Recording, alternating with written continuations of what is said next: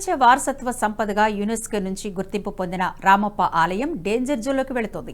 ఆలయ అభివృద్ధికి నిధులు కేటాయిస్తామని చెప్పిన ప్రభుత్వం నేటికి ఆ విషయాన్ని పట్టించుకోకపోవడంతో ఆలయం ప్రమాదపు టంచుల్లో కొట్టుమిట్టాడుతోంది. అరకొర నిధులతో ఆలయం ఉప ఆలయాల పునరుద్ధరణ పనులు చేపట్టినా ఆశించిన స్థాయిలో పనులు కొనసాగడం లేదు.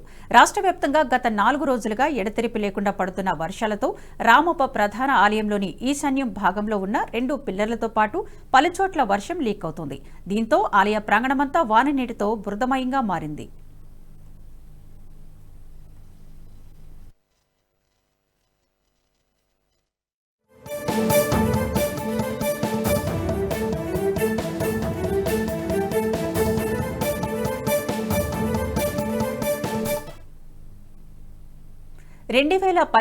ప్రాంతంలో ఆలయంలో వాటర్ లీక్ అవ్వగా కేంద్ర పురావస్తు శాఖ అధికారులు స్పందించి ఆలయ పైకప్పుపై మరమ్మతులు చేయించారు. అనంతరం యునెస్కో గుర్తింపు పొందిన రామప్ప ఆలయం పరిరక్షణకు ఇలాంటి సమస్య ఉండకూడదంటూ 2020లో ఆలయ పైకప్పుకు పూర్తి స్థాయిలో మరమ్మతులు చేపట్టారు. డంగుసున్నం, కరక్కాయ, నల్లబెల్లం, ఇటుకపొడి, ఇసుక కలిపి మిశ్రమంగా చేసి లీకేజీలు పూర్తి చేశారు.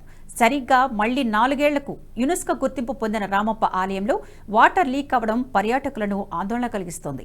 ఇప్పటికైనా ప్రభుత్వం స్పందించి యుద్ధ ప్రాతిపదికన రామప్ప ఆలయ పునరుద్ధరణ పనులు వేగవంతం చేయాలని యావత్తు తెలంగాణ ప్రజలు కోరుతున్నారు.